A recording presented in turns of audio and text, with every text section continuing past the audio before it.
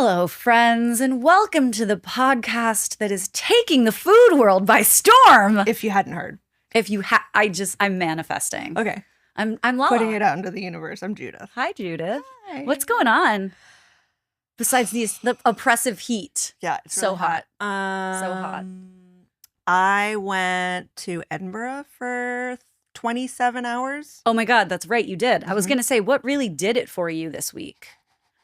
And I guess I treated standby like a private jet. Like I feel like if you tell people like, oh, I went to Edinburgh for one night, they're like, that's fucking crazy. But if you were like, oh, I took my private jet and I went to Edinburgh and saw some shows and had dinner and came home, they'd be like, oh yeah, obviously that's what you did. But you basically did that within like a day and a half time span? Like I got on a flight at 9 p.m. Tell the people why you went there. Okay, so the Edinburgh Fringe Festival, which apparently not everybody knows about. Did you know this? People don't know about weird theater? Yeah, so I like imagine. I don't know, maybe 30% of the people I told at work knew what the Fringe Festival was. And I was Okay. like, wait a minute. Oh, wow. Yeah, I mean, I guess I'm not surprised. We're just theater dummies. I was kind of Theater surprised. Yeah. Right. So our very good friend Candace, Yes. her one-person show. Cheers, Mom. Was accepted in the Fringe, and she was at the Fringe. And also this show that my husband has been telling me about forever called Undersigned, which is one actor and one audience member. It's really, really exclusive. Like you can, like if you see the show, you can then put only one person on the list to get notified when there are tickets to other quote unquote shows. Okay, I'm sorry. If you've done it, you can't ever do it again. You just said it's a cast member of one for an audience of one. It's a one-on-one immersive experience. Well, they're not going to make a ton of money off that show. Yeah, that's the first thing my boss said too. And I'm like, if you're making theater for money, like you're doing it wrong. Right. And so what's the verdict? Because Ryan's been talking about this show for years. What do you think? It was very cool. It was very intense. It was very personal. And I can only imagine. I mean, so the actor, I don't know how many times a day he did it. Let's call it 7 or 8 times a day. He must be fucking exhausted. Wow. Because he's guiding this whole thing like it's a conversation. What's the runtime? 45 minutes. So did it do it for you? I was really glad that I did it. And the thing is, I could never do it again. So the fact that they're like, right. Oh, you've done it, you can't do it again. It wouldn't be the same. I didn't know anything going in because you can't tell anybody what happened. Oh my God, that's so what fun. I love that. In the room. Like it's a whole big fucking thing. And so that was at Edinburgh. So I got on the plane at 9 p.m. I slept. I woke up. I had breakfast. I went and found candy on the street. I saw that. That's amazing that you guys ran into each other. We hung out for a bit, handed out flyers. I went to see her show, and then they had tickets. She had tickets to a big show in the middle of the day that she couldn't go to. It was called Ohio, and the producers were the people who produced Fleabag and Baby Reindeer at the Fringe. How was that? It was good. I didn't love it. I didn't love it. I can see it in your face. So I'm glad I had that experience of seeing the thing that was like the big fucking thing. And I was like, it was okay. And then I did Undersigned, and then we had dinner and drinks, and then I went to sleep, and then I woke up and I got back on the plane. And the thing is, I've done this with my husband before, and I went out with the crew. Well, let's tell the people in case they haven't. So my husband's a pilot, for JetBlue. So she can get on that standby list. So the crew that took me out was the same crew that brought me back. So they did the same thing. They showed up, they hung out, they went to sleep, they woke up, they got back on the plane. So it was like, and I've done that. I've gone with Ryan to work. It's like, take your wife to work day. Right. We've gone to London or whatever, and you just hang out for a day and then you come home. That's what's the big fucking deal? Such a fun, epic adventure that people don't get to have. What do you mean, what's the big deal? It's a huge deal. No, cool. It was a really fun. I'm really lucky that I got to do it. I'm really lucky there was room on the plane. Like I'm standby. Did you eat haggis? Did not have haggis. Did you eat anything really spectacularly delicious? It wasn't a food trip. Okay. No. Okay. I mean, the food wasn't bad. Yeah, it was fine. Well, you know what really did it for me this week? What really did it for you this week? I went and saw the Jeff Buckley documentary. Oh, man. What, 1995, come back and punch you in the face? Man, Danielle and I went and we just sat in that theater crying for a solid 2 hours. I swear How cathartic. to God, it What just is it? Like ripped my heart like footage of him? wide open. Yes, there's all this footage of him, interviews that I've never ever seen. Him backstage, this little club in the East Village that he used to perform at. Then once he started getting big, there were interviews with people like, Radiohead saying that after they saw him play, they went and wrote fake plastic trees. No. And I think that in Tom York's voice, like the falsetto, like you can hear Jeff Buckley's influence. Led Zeppelin is talking about how that album, that Grace, is like the greatest album to have come out in like 20 years. Or like when you hear these people talk about him, and then of course, what a tragic ending. Went swimming and he died, right? They pretty much allude to the fact that he committed suicide.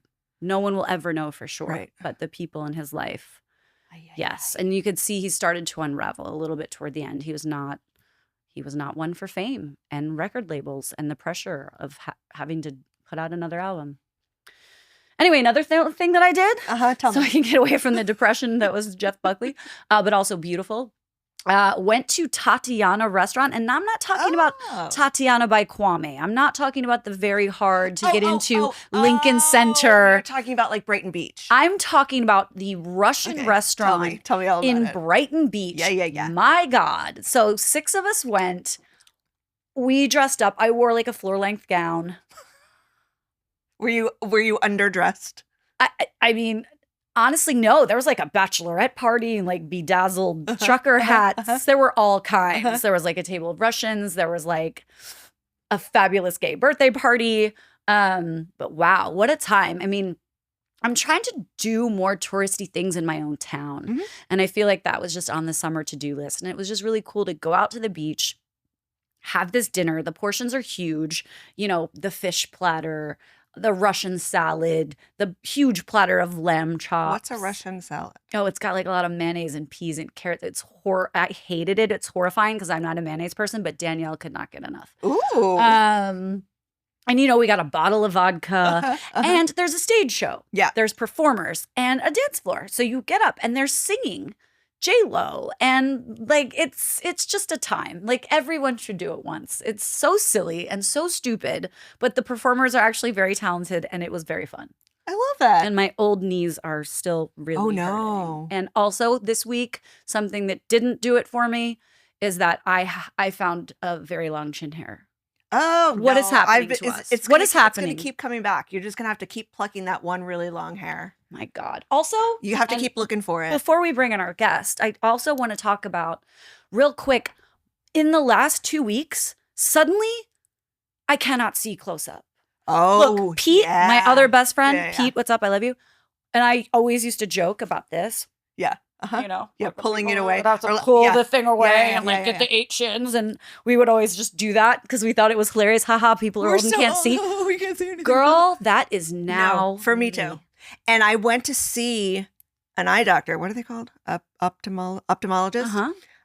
Maybe 2 months ago. And she was like, yeah, I mean, you see fine. This is how you see at your age. She said, you've celebrated many birthdays. She was like, you take off your glasses and pull it away from your face. She was like, I don't know what to tell you. It happened so quickly. Like, I need you to fix it. I need to be able to see everything clearly. She's like, well, that's just not in your that's not in your life anymore. It's tragic. I can't like this would seem to be the normal distance for me to be holding this can of Oishi sake. Have you gotten to the point where you take your phone light out and do it on the thing pull it away? And I feel like such a turd. Yep.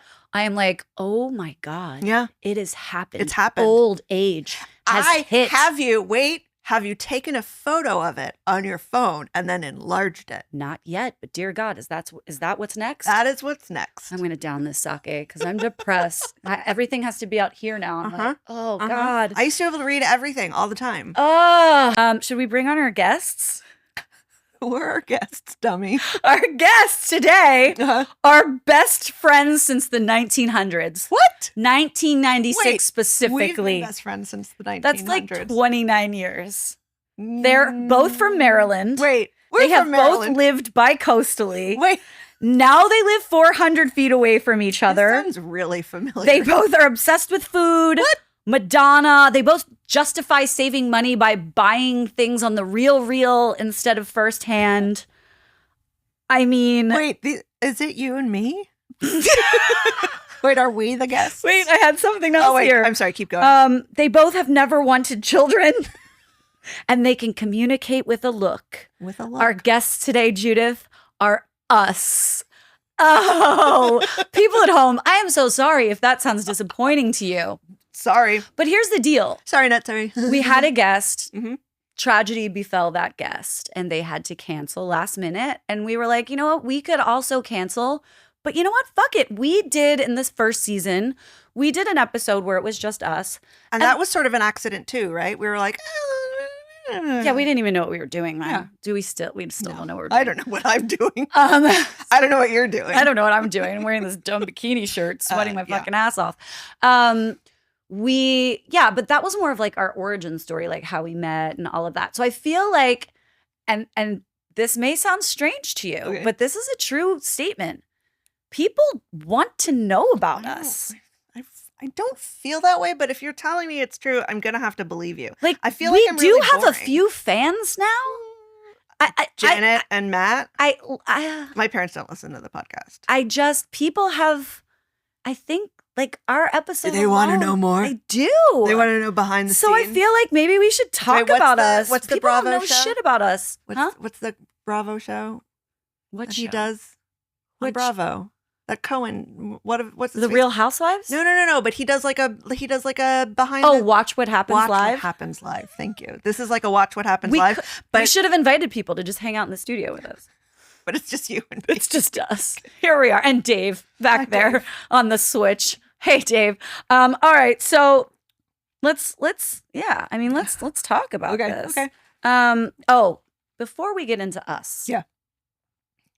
What? I really have to bring this up. Okay. Speaking of fans, I mean, we may have like 5 now, Okay. right?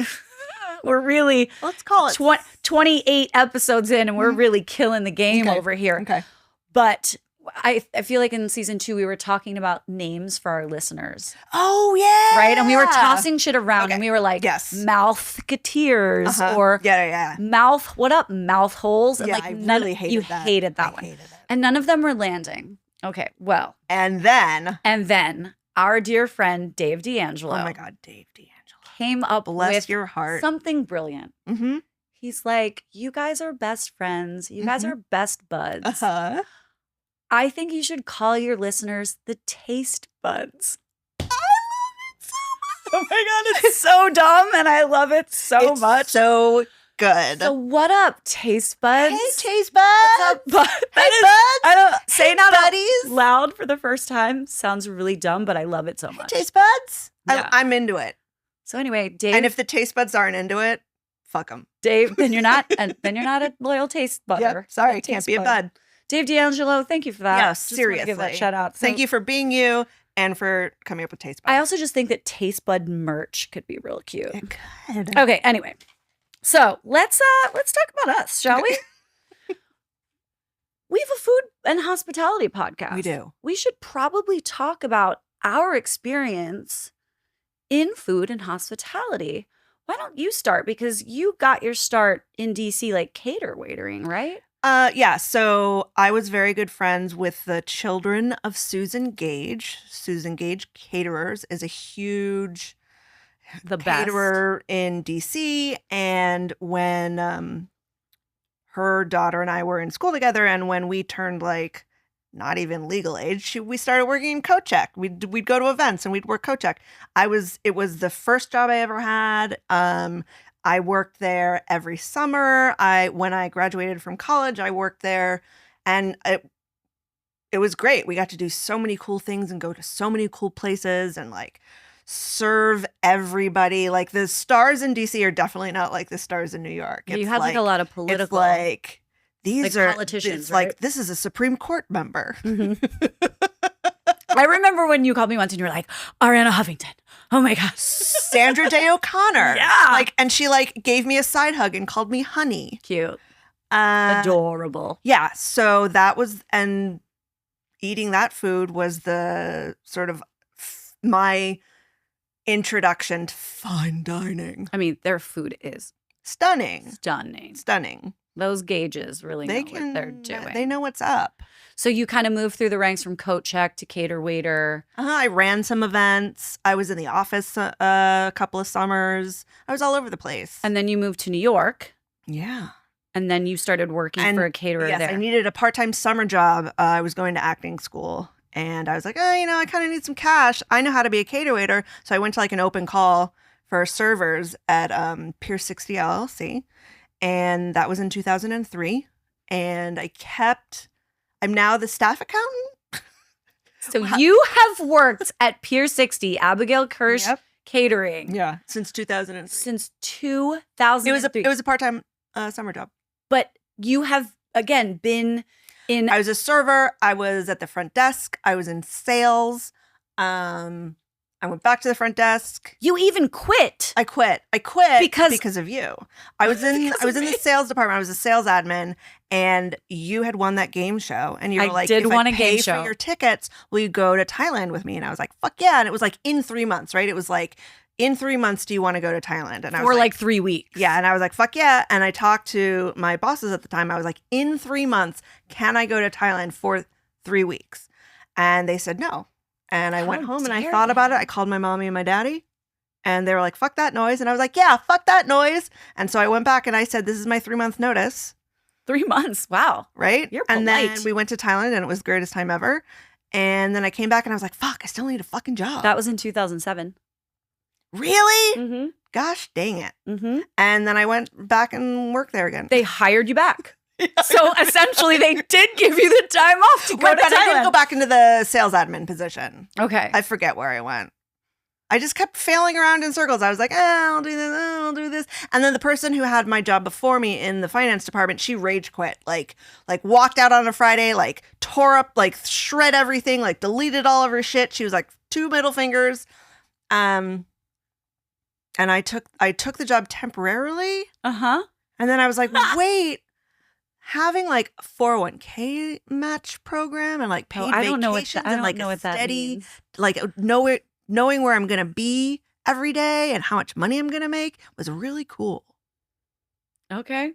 And I've been there ever since. You've been there and now you work in the finance department as a theater major. Mm-hmm.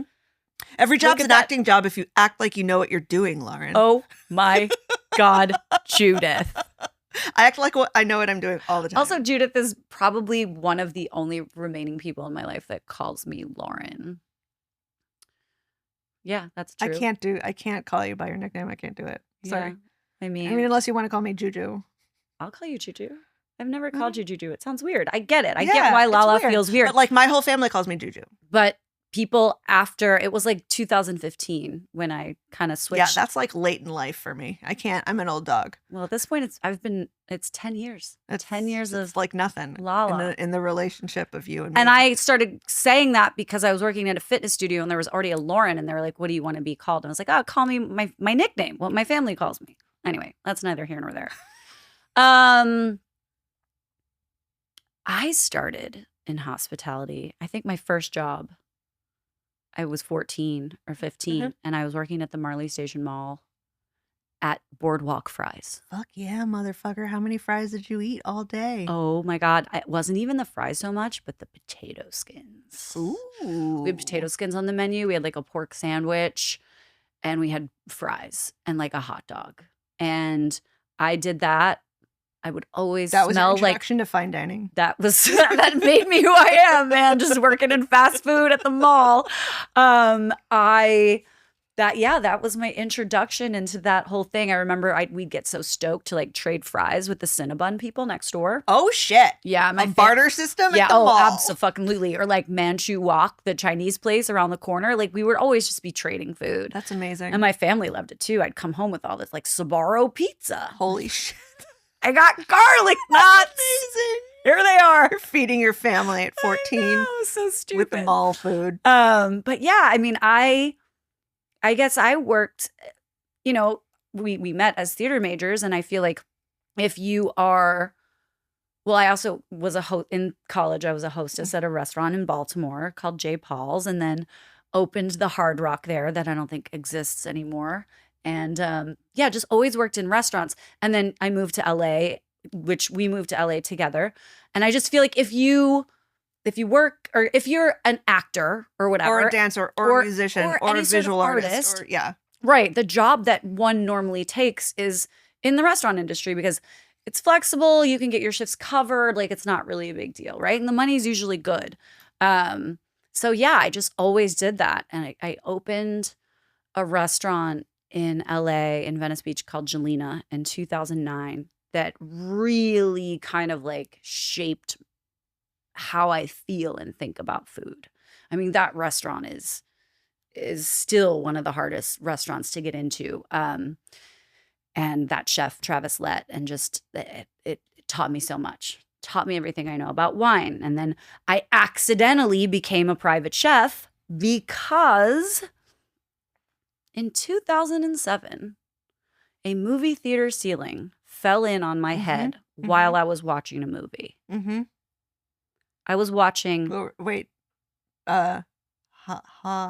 Wait, with Shallow Hal? No.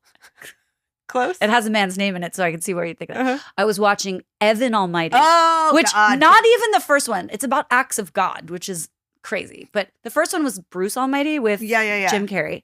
Then there was like an offshoot with Steve Carell. Have you ever seen the end of the movie? Because you didn't get to finish it. No, of course. No. Wait, you didn't go then like rent it and then watch the end? You've never seen the end of Evan Almighty? I never even thought about it until now. You need to do that toot sweet. Okay. Perhaps this evening I'll put on. I can't believe, I mean, I don't know if I've ever seen it at all, but I feel like you have to finish what you started. Well, wow. This was in Wait, did everyone else in the theater have to stop watching the movie? They stopped the movie. Look, here's what happened. Wait, did you get a free movie ticket? Oh, okay. So at the time, did everybody else get a free movie ticket? I don't know. You know what? I can't believe that I didn't ask these questions at the time. Okay, I'm glad you're asking them now. There was like 9 people in the theater. It was hardly anyone there. My boyfriend at the time, this guy Jason Fiegel, what's up, Jay? Love him. We were on a little like 4th of July vacation, and we went to Huntington Beach for the weekend to hang out. And it was like July 3rd, so it was the day before the 4th, and we were just kind of taking it easy and gonna go watch a movie and what have you. There's no one else in the theater. There's hardly anybody in there. The ceiling fell in directly over my head of all the people. And it was like that popcorn, It's the acoustical ceiling tiles. So apparently the AC unit on the roof was not maintained, and it was clogged up, and it caused the ceiling to fall on me. All I remember, and I don't even know if this is remembering or through pictures because I had my actual camera, because we didn't have camera phones then, in my bag because I was on vacation, and he took photos. But I was on a stretcher after it happened, and I remember this like 15-year-old manager of the theater coming up to us with tickets, and he was like, "I'm so sorry this happened," and tried to hand them. So you did get free tickets. I don't think we accepted them. I think Jason was like, "Get the hell out of here. Are you joking? She's in a neck brace on a stretcher." That poor kid. And I just remember being like, being woozy. Yeah.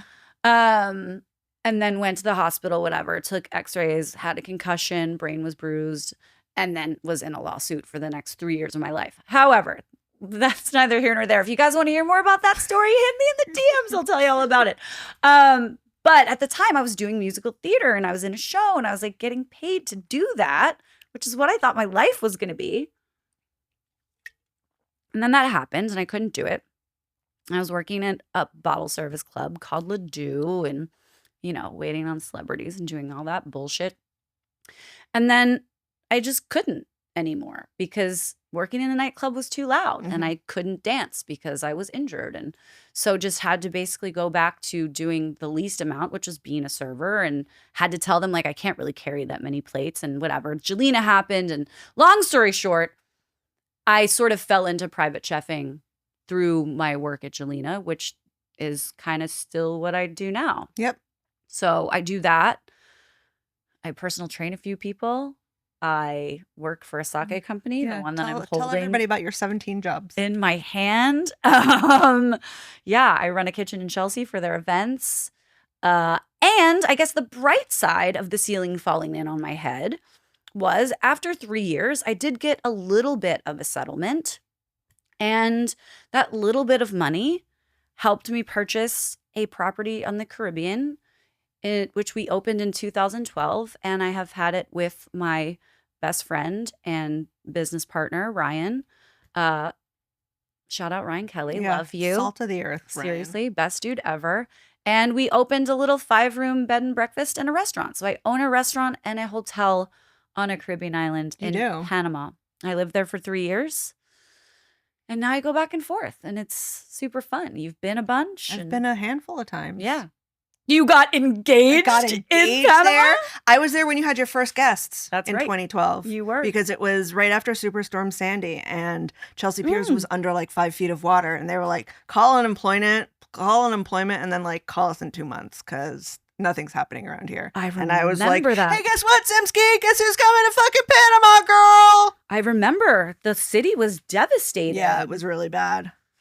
And then you came and hung out with me came for and a hung few out. weeks. Yeah. And then came back for New Year's. That same year? With Chap. Yeah. Oh, Chap yeah, Gage it was of right. Susan Gage. I do remember that. And we were everyone who came to see you at that time was like muling shit because you couldn't have anything delivered. It wasn't like you could Amazon shit to Panama. Still so can't. we had like 17 suitcases full of stuff for you. Like sheets and schmatas and cups and plates. Right. Yeah. All the little things that I needed. That you couldn't just get or order or what whatever. a time. Anyway, book your stay at the Firefly. It's really special. It's a special place. It's cute. Yeah. What else? So that's how we started our sort of culinary journey. Our hospitality journey, our careers into who we are now. And that's why we consider ourselves experts, clearly, on food because we have we like to eat it. We have such a strong background. We feel really strongly about it. Yeah. From the mall, from the French fries at the mall. Look, I know all about food. We've also had the pleasure of traveling a lot together. Yeah. And this was before you were married. I mean, we still travel now that you're married, but before you were, what I mean is before you were with a pilot and you get these free flights, we have always made time to go on a trip basically every year. And we've been so many amazing places together. What would you say some of your favorite places that we've been are? I mean, Thailand will still always have a special place in my heart. Oh my God, that first trip there. That first trip, I mean, that was the only time I've been. It was so special. And I feel like it was the first time that we went really far afield, right? It wasn't Europe. It wasn't the Caribbean. It was like far. There was no getting a handle on the language. Right. Like it was on the other side of the planet. It was completely out of our experience and it was just so exciting and the food was so great and the people were so great and it was all so beautiful and special and different, and that I think that really sparked our desire to keep doing it. Yeah. Right? Like where else can we go? Right. I remember thinking this is so foreign to our experience. Completely different. And going to an Asian country where the language is so different. And there was no like, are so different. I know Spanish, so I can kind of figure it. Nope. Right. Nope. This wasn't Europe. Like we were somewhere else. Somewhere completely different. Yeah. That was. And it only made me want to do it more. I know, right? And since then, we've been so lucky. I mean, we've been to Vietnam together as well. Which was another like completely out of our sort of wheelhouse of, being a white Westerner. Right. But also Morocco. That was crazy. Remember, we were like lost in the Medina. The call to prayer is happening. It was like, fucking figure it out, girls. Figure it out. We're women, so we had to take, do you remember we took pictures of landmarks? Yes. Because it was such a maze. Yeah. But then at the end, we were like, oh, we've got it. It was like, you turn left, you turn right. It's almost like a U-turn, but then you don't go down that alley. And then we left. I specifically remember the first time we went to Morocco feeling like, no, it's not Thailand anymore. Now this is the farthest we've been is from. the place where I feel almost a little uncomfortable at times, but I kind of love that. Yeah. I mean, look, we go to Mexico all the time. Love it. Fucking love Mexico. It's one of my favorite Right. countries. But like there are Americans But I everywhere. never feel out of my element in Mexico. But man, that first time in Morocco was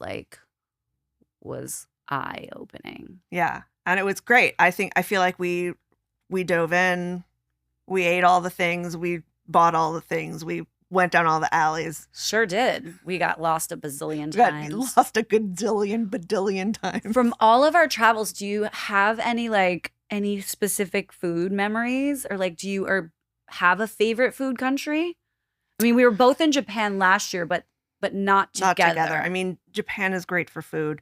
Thailand, Vietnam. I think, and Greece. I feel, yeah, no, absolutely, Greece, amazing food country. I feel like I'm what's the word I'm looking for? Romanticizing our older experiences, maybe. Yeah. Because maybe they were so formative, and like Right. once you've had an eye-opening food experience, the first time is going to be more impactful than all of the other times. So like First time's always the most hard-hitting, of course. Right, so, like, never forget your first time. when did we go to Thailand? 2000. That was 2007, because I don't know if you remember this, and the only reason why I remember it was November of that year. The ceiling fell on my head in July, and remember, I couldn't carry my backpack for very long because Which was a fucking bummer because we had to carry our backpacks all over the place. right, but I was like in pain, and I was getting a lot of headaches at the time, and I was still really unwell, and still had trouble connecting my like right now, my train of thought. Right. This is just perimenopausal brain fog. That was like this brain is something else injury entirely. stuff. But I do remember that trip, me being like, oh my God, I can't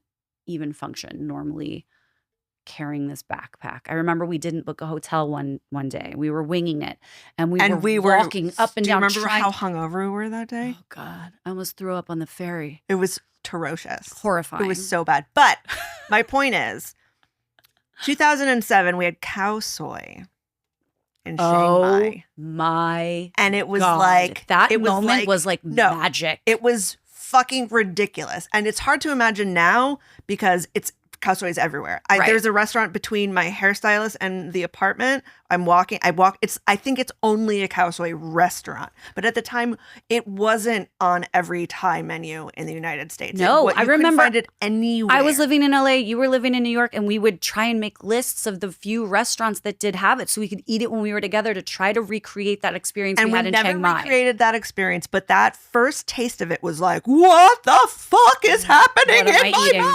Yeah. This is the greatest thing I've ever experienced. Dude, I'm so glad you brought that up because you just It sounds reminded silly me. now because it's like, oh yeah, that cow soy, it's really special. But it was so crazy at the time. Another one that I will not forget, which was also with you, was when we were in Barcelona for the first time, and we had heard about this place called Calpep. They didn't take reservations. You had to line up. It's counter seating only. It's horrifying lighting. It's bright. It's whatever. It's a hole in the wall. They just kind of cook for you. And I remember we finally got seated. We were like in the back of this crazy line. We sat at that counter. We had hamon, and I was like, I've never actually tasted this before in my life, the shit that we get. But the thing that took me over the edge was that Spanish tortilla. Yeah. That I just remember being like, It's just a tortilla dummy, but I had never had one. To me, a tortilla was like a Mexican dish, you know? And we get this egg and potato thing that was just perfect. Transcended my fucking taste buds. And I remember looking at you and just being like, what the fuck is in my mouth right now? It's just egg and potato. And yet. And the aioli. And I just remember sitting at that counter, and, you know, we also had those langoustines, and they just kept making us food. And I was like, this is it. This is it. This is why I exist. And they were like, eat fast because we've got people Right. behind you. They're like, are you eating fast enough? Like, stop talking about it. Just eat it. And we also, here's the thing. We went to a Michelin-starred restaurant that trip as well, because we wanted to plan something special. And I cannot tell you anything we had. I don't remember the name of the restaurant, But man, I remember sitting at that counter. Yeah.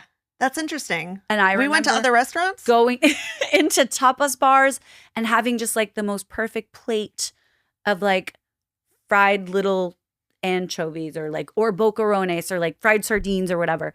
And just being like, this is so simple and so delicious. perfect. And I do not remember that Michelin star restaurant at all. Fuck you, Michelin star. Well, it just goes to show, it's like, it's all about the experience and the best food, as we can also attest to in Thailand, because I've been to a Michelin starred restaurant there.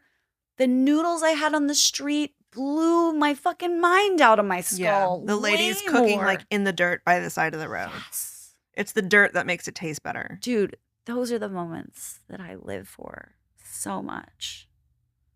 So good. Oh, also, one more. Being in Oaxaca with you 2 years ago. When were we in Oaxaca? 2 years ago.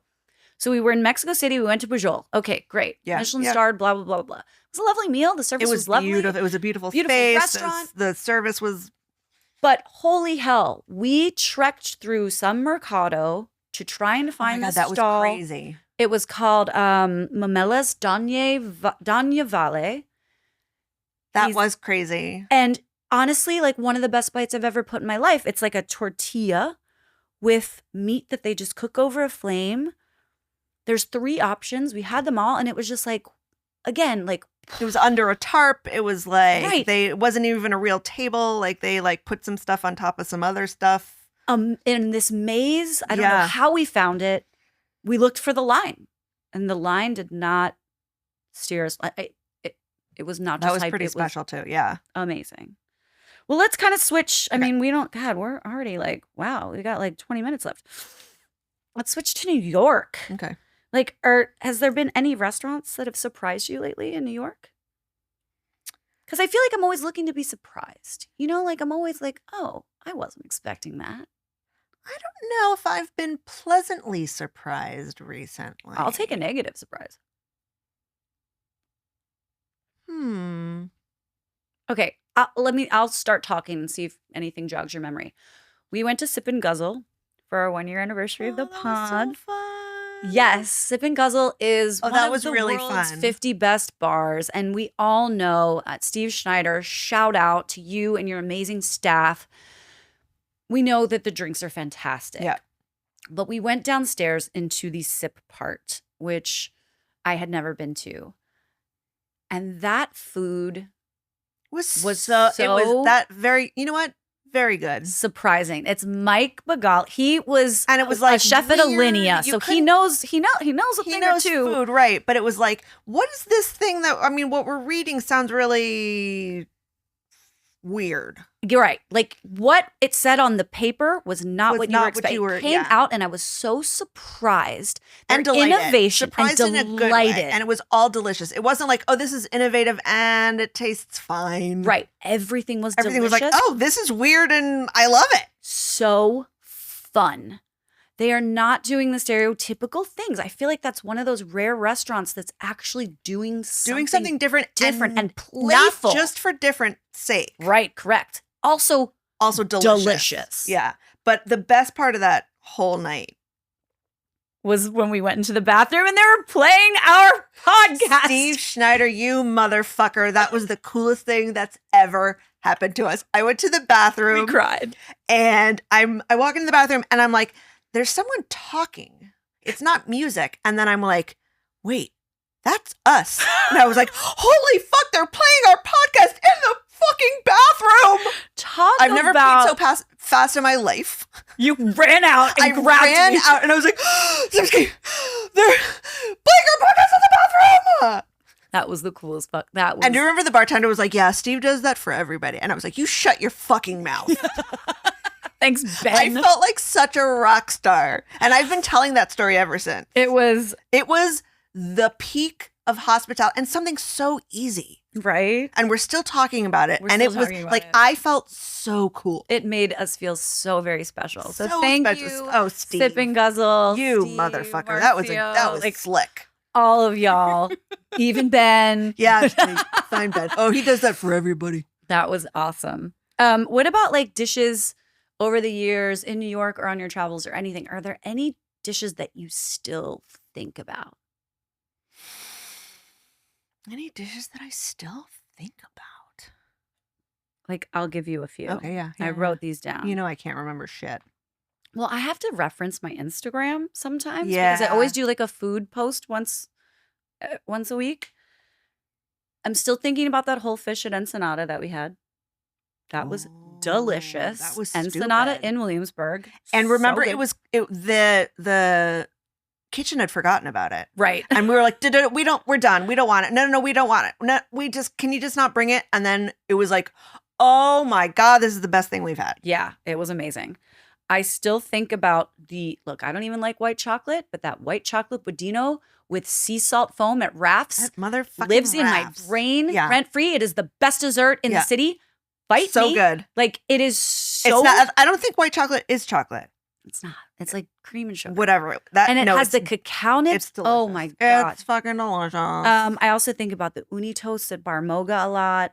Oh, the prime rib at La Tête d'Or. Oh, okay. So I was gonna talk about La Tête d'Or because we were gonna talk about Steak Club. Oh, okay. That prime rib was stupid. Look, I have never been impressed by prime rib. It's meat and usually that piece of fat, and sometimes it's carved and it's not necessarily at the correct temperature. It was I've been thinking about that ever since. And that was like one of the best things I've ever put in my Ryan mouth. Hart, my husband, if you're listening to this, we really need to go to that restaurant. Oh my God. It was so good. And do you remember the woman who came out to carve it? She was so hot. Stunning. Yeah. Oh my God. She had the best hair and the best outfit. And she like revealed the meat and then sliced the meat. I mean, what an experience. That was. And not just because Chef Danielle was at our table most of the night. Yes, Thank you, Chef. When you were in the bathroom, he asked if we were life partners as well as podcast partners. Did you say and I was absolutely? Like, I mean, yeah, like I'm married to a man, but like, yeah, she's my life partner. But yes, she's my soulmate. Look, Judith, you are the longest relationship I've ever had. So there you go. I'll take Danielle. it. Yeah. Sorry, Ryan. I also think about, there's these like little potato and raw tuna bites at Crevette. For whatever reason, I had my birthday dinner there back in April. For whatever reason, you were not around and you couldn't go. But man, those, I need to get back for those. And I think one of the other best dishes in the city that I can't stop thinking about is the brioche at Frenchette. It's like the very soft scrambled eggs with the snails. Yeah. That's fucking delicious. You know what? I am actually going to shout out Pier 60. Okay. Shout your workout. They were having a tasting today for prospective brides and grooms. And as I was walking out the door, I sort of grabbed the menu and I was like, dirty martini pasta. That sounds weird and also great. And so Chef Matt was like, yeah, I mean, I made it as a fucking joke, but it was actually delicious. And I was like, I want to taste it. He was like, oh, I see. And he went back into the kitchen and he brought me some.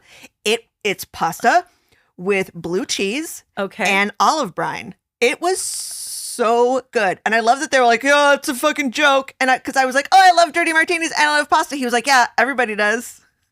I'll eat the hell out of it. It was so good. Zipsky. We love a little happy accident when chefs are just like throwing their dick around like, oh, this is going to be funny. And then it's like, actually, it's brilliant. Actually, this is really good. Sorry. Okay. Now we're selling it to brides. Shout out to the chef. Yeah, it was really all the brides with their dirty martini pasta. Dirty martini pasta. Well, speaking of Steak Club. Yeah. We have a Steak Club episode, season 2. Judith and I belong to a group that myself and Lucy started called Steak Club. There's 5 members, and once a month we hit a different steakhouse in the city.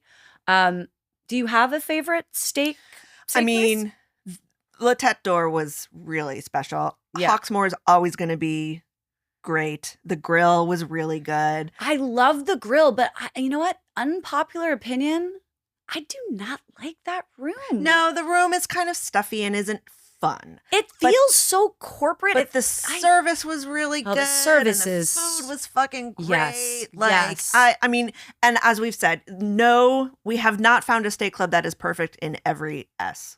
Correct. There is not one perfect steak club. There is not. And I'm always going to go back to Hawksmoor. It's easy.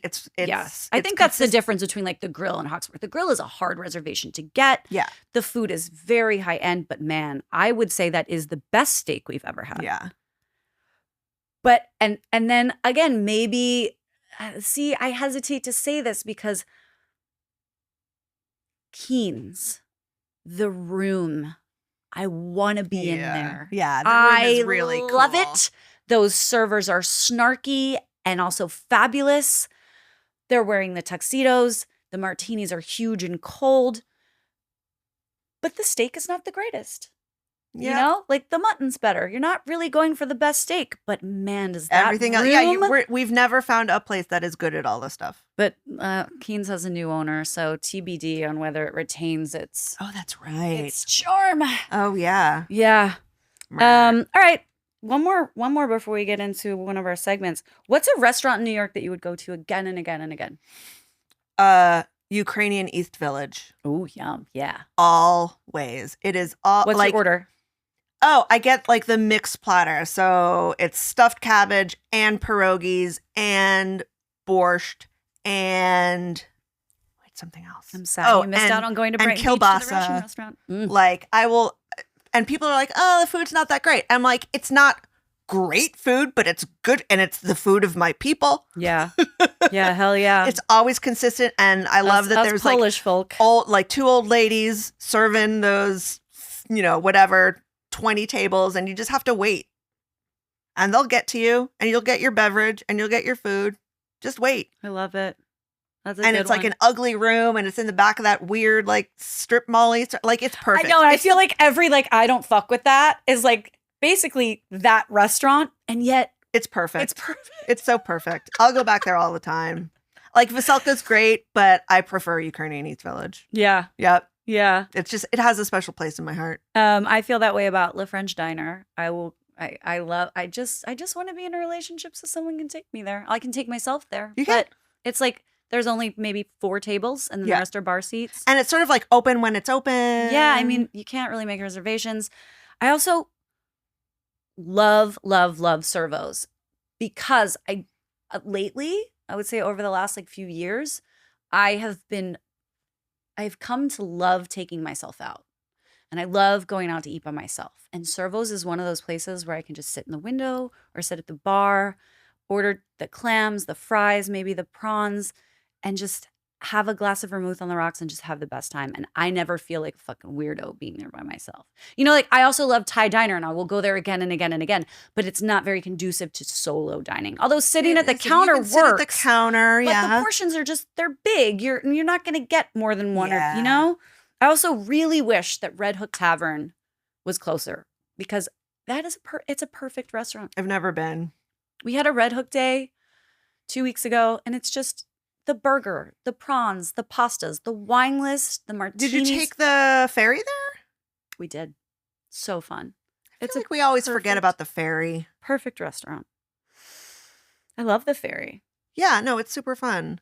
We're always like, oh, it's so far. And I mean, it is far, but it's on the ferry. Also, it's the summer. Like, who doesn't want to be on a boat? It's so lovely. People pay money to hire boats to like go under the bridges and go past the Statue of Liberty. It's like, bitch, you can take that ferry for $4.50. It's 100% true. And then like, we went to Brooklyn Crab, which has terrible food, but my God, the kitsch factor of it and the strong ass frozen drinks. Like, what a day you can have in Red Hook. We went there.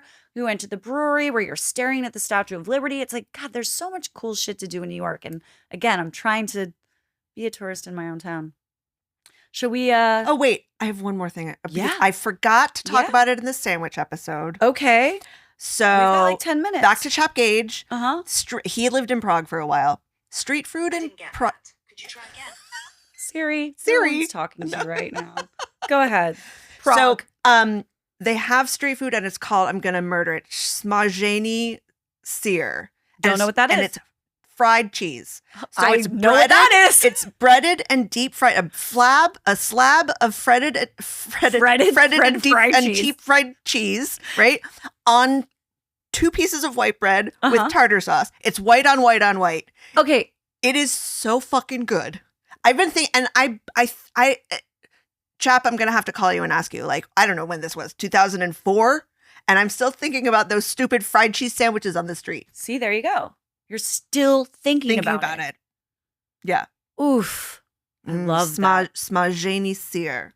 Smajeni. I'm gonna have to Google that. I love it. Yeah. Fried cheese. All right. It's now time for our favorite episode on the pod. Wah, wah, wah, wah, wah. Called I don't fuck with that. I don't fuck with that. Now, look, this is an episode kind of about us. So does it have to be food related? Because my I don't fuck with that could be people who say one thing and do another, or people that have no spatial awareness, like on my walk here when I wanted to punch everyone in the dick. People that cancel last minute because no reason, they're just fucking flakes. But okay, in keeping with our theme, I think this week my I don't fuck with that is lighting in restaurants. Like, my God. It's not hard. Dimmer switches exist for like lighting. I was in a restaurant with my husband once. The lighting was so hot, but like physically hot, like it was burning my arm. Oh, what? Because it was like it was like sconces. It was so weird. And it was like a trendy restaurant. It was like a fancy trendy restaurant. I just don't understand why restaurants can't get it right. It's not hard. It's not maybe hard. Maybe we don't know. Maybe it is really hard. My God, I was just at this.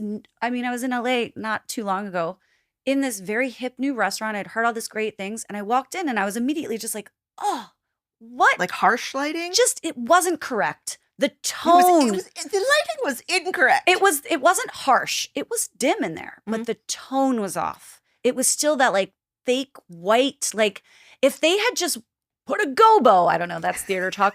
If it was warmer, maybe. Gobo. It's just like lighting hides all mistakes. All right. Well, so it matters so much. I don't know if I've talked about this before, and I don't fuck with that. And I'm gonna reveal myself as an old lady. The sound I was talking about levels, my chin hairs. Like screaming at each other, and I'm fucking over it. Yeah, and I understand that like a room that hushes sound doesn't necessarily mean a cool looking room, right? It has to be like soft and low to like buffer the sound, and like, oh, these bright airy concrete wood, right? Like that's why it's so loud. I fucking can't do it. Right. I can't do it. I'm we sorry. Go out, I'm old. We're I can't hear shit. Have time with our friends. Yeah, I don't want to literally scream at you. And if it's more than two people, you're like really screaming across. Like I'm sorry, I'm 107 years old. It's too loud in these restaurants. You look great for 107. Yeah, thanks. Yeah. All right. Well, fix your fucking acoustics. Yeah, and do fix something. Your fucking lighting. Like, Jesus okay, acoustics harder, I think, because sometimes you're dealt the building that you're dealt. But lighting can be fixed. And it just like hire somebody. Good lighting just makes a place sexier. Mm-hmm. It changes the way you feel as a patron when you walk in. Right. And if the lighting is really great and I have to take my phone out to look at the menu, I'm okay with it. I'm okay with that too, because that's what's happening. Right? That's just what's happening. Amazing. Should we go into a quick fire with each other? Okay. I mean, I don't know that. How many do you usually do? I feel like I usually hit people with like 8 to 10. Yeah. You want to alternate? I mean, I have maybe 1, 2, 3. I have 4. I mean, I guess I could do like some of the stands by. Okay. Go ahead. All right. So let's do a quick fire for each other. Okay. Are you going to go back and forth? Yeah, because we've never done this. No, we haven't. That's fun. Are you scared? I'm a little scared. I'm not scared at all. Should I be scared? I don't know. Should I be scared? Judith? This isn't like a game of Never Have I Ever, which we did play in the State Club episode. Anyway, you want to go first? Or you want me to go? Yeah. Okay. Are you ready? Yeah. Bags or shoes? Shoes. Mm-hmm. Because I don't tend to carry a bag, and my little Gucci is tiny. I don't like big bags. I know. Your go-to drink, which I already know, but the people at home don't. A Dirty Gibson. Mm-hmm. Cheese or dessert?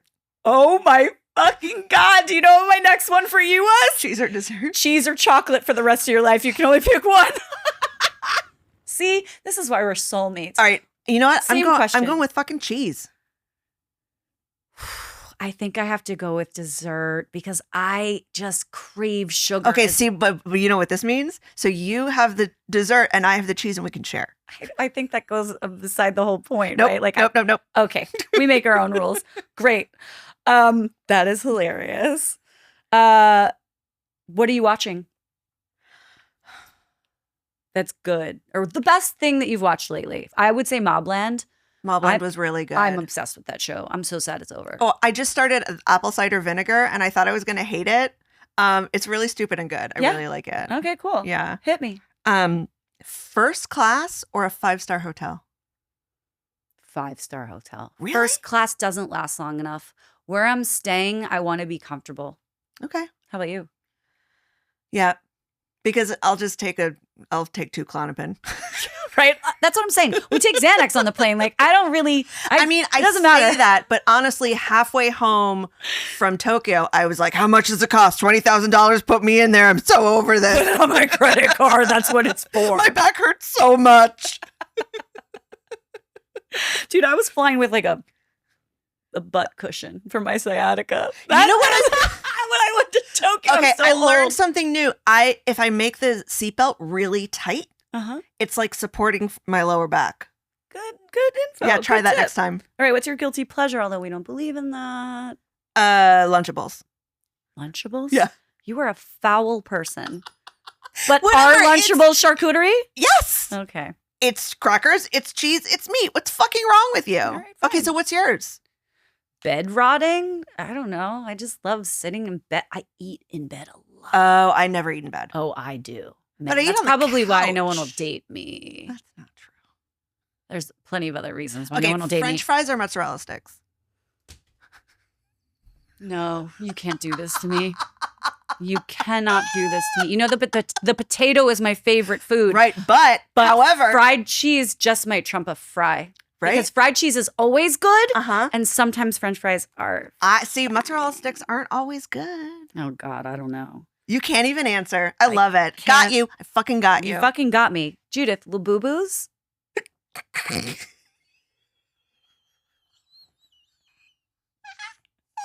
Thumbs up, thumbs down, Judith. Do you own a labubu? Oh. Okay, thank God. Wait, I feel like this is something you might have secretly. What, do you own a labubu? No, absolutely not. I'm sorry. Don't take this the wrong way, but I wouldn't be like if you like secretly got If one. I did it ironically, like this dumb bikini shirt I'm wearing, which I actually if you hung love. a labubu from your tiny little Gucci fanny pack. So stupid. Nope, I'm staunchly anti-labubu. What's your dream job? Oh shit. So I would say like travel correspondent or like Sure. travel writer, but then it becomes your job. Right. And I want to enjoy it. I want to have no pressure. We got 2 minutes left. Hit me with something. Those are the only ones I Okay. feel like I can end on fries or mozzarella sticks and like win. I won. Best New York City neighborhood for dining. Oh, the Lower East Side. Okay. How about you? East Village is really kind of popping right now, I must say. We've got a lot of new places in the Yeah. East Village. Yeah. Which Yeah. we're right on the border. We're Yeah, well, right. I feel like we can. I right- feel like right there. we can call them the same. They're Yeah. like the same.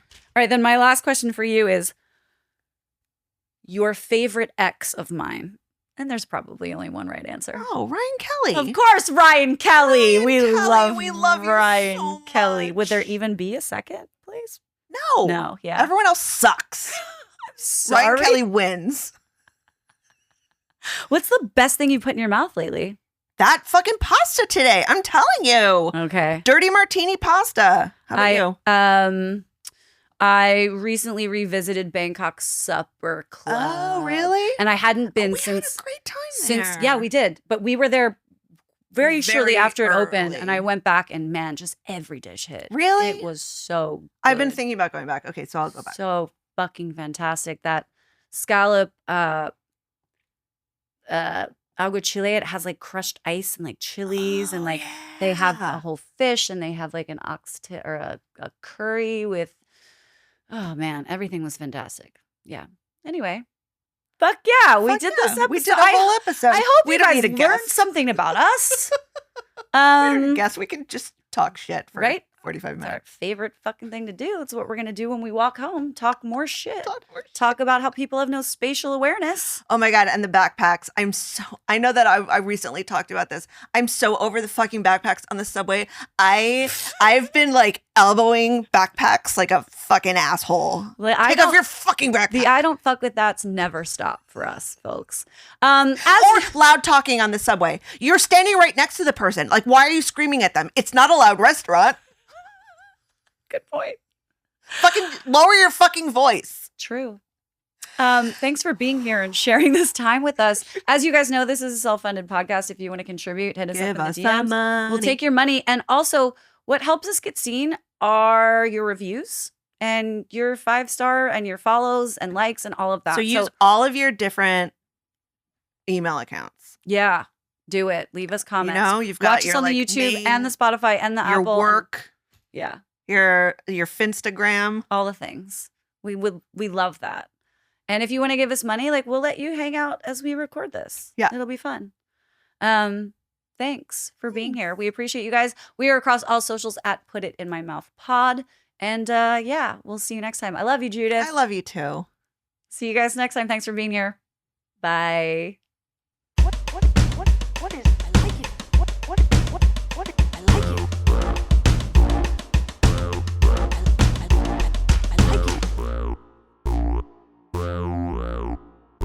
Yeah. Put It In My Mouth podcast is recorded in New York City at WTF Studios and hosted by Lala Zimski and Judith Basich. It's produced by myself, Lala Zimski, and entirely self-funded. So if you would like to support or sponsor an episode, please reach out to putitinmymouthpod@gmail.com. We would love to take your money. You can also support us on all socials across the board at putitinmymouthpod. Our intro and outro segments were created by Tyler Milliron. Our theme music was composed by Javier Dunn. Our editor is Saeem Asif. Please leave a review. It means the world to us and helps us get seen. Thanks for listening.